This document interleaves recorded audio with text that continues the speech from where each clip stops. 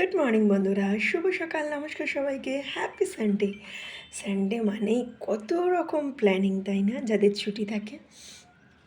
এখন তো অনেক প্রাইভেট সেক্টরে সানডে ছুটি থাকে না কাজের ভিত্তিতে। তো যাই হোক, আজকের সকালটা বেশ সুন্দর, ঠান্ডা হাওয়া। যদিও ব্যাঙ্গালোরে এখন প্রচণ্ড ঠান্ডা হাওয়া সব সময় দেয়, মানে ঝোড়ো হাওয়ার মতন হাওয়া দেয়, আমরা সামলাতে পারি না।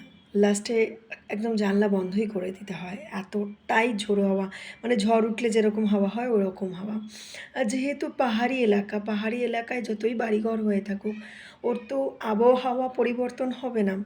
যখন ব্যাঙ্গালোরে এসেছিলাম, মানে গরমের সময়, খুব চিন্তা পড়েছিল যে হয়তো ব্যাঙ্গালোর নিজের ওয়েদারকে চেঞ্জ করে দিয়েছে, কিন্তু না, ব্যাঙ্গালোর কিন্তু ব্যাঙ্গালোরের জায়গাতেই রয়েছে।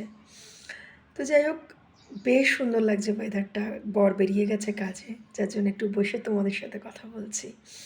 আজকে সানডে, যেহেতু মেয়ের ছুটি আছে, আর আমিও একটু রিল্যাক্স করার চেষ্টা করছি। যদিও রিল্যাক্স করার জায়গা আমার নেই, কাজ ব্যস্ত থাকি, আর ছুটির দিনে মনে হয় আরও তাড়াতাড়ি কাজ সারি।